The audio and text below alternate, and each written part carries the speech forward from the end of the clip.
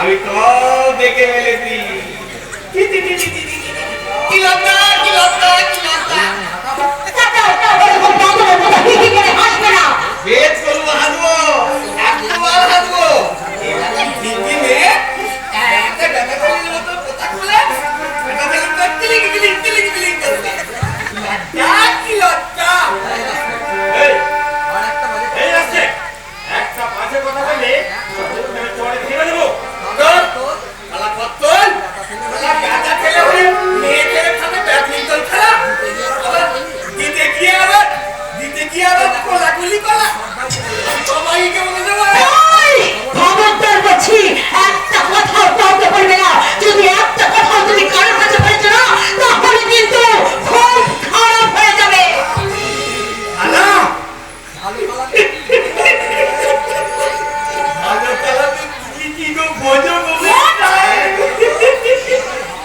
আচ্ছা তুমি বলো তো, তোমার এই হাত প্যান্ট পরা খাতটা ভালো না ওই যে মেয়েটা আর করলে খালি করলে কোনটি কাকে জল আনতে ডাকতে এই খাতটা ভালো? কি বলে তুমি?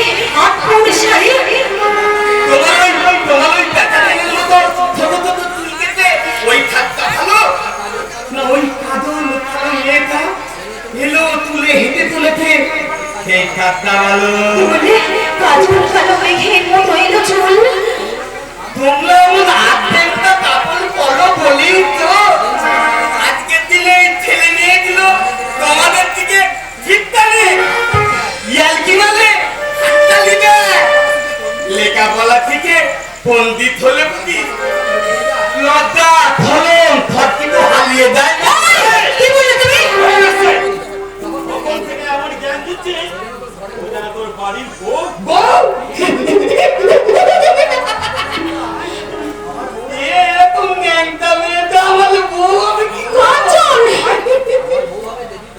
আমার বউ দেবী প্রতিমার মতো সুন্দর, মাথায় থাকবে এক হাত কাপড়ের ঘুমটা, কপালে থাকবে এত বড় একটা সিঁদুরের পিন, আলতা পায়ে তার ঝুমুক ঝুমুক পায়ের মুঠুরের আওয়াজ হচ্ছে। তোমার মতো এইরকম আটটা মেয়ে ছেলে আমার বউ হবে না।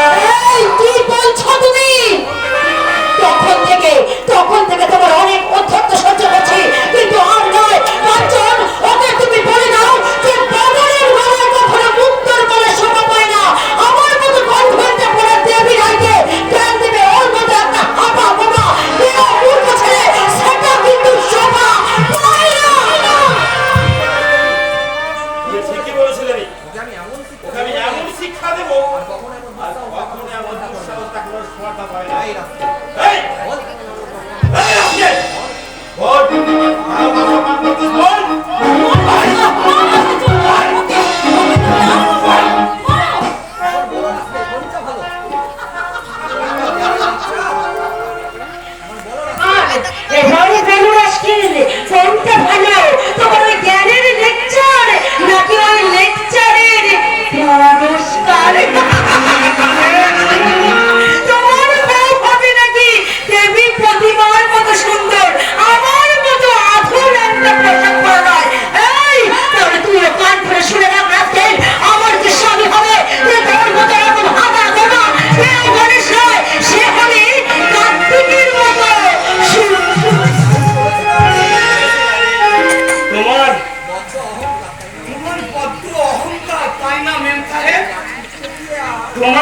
তোমার ওই কার্তিককে নিয়ে আর আমি কেলেঙ্কারি করতে দেব না। এবার আমি তোমার কেলেঙ্কারি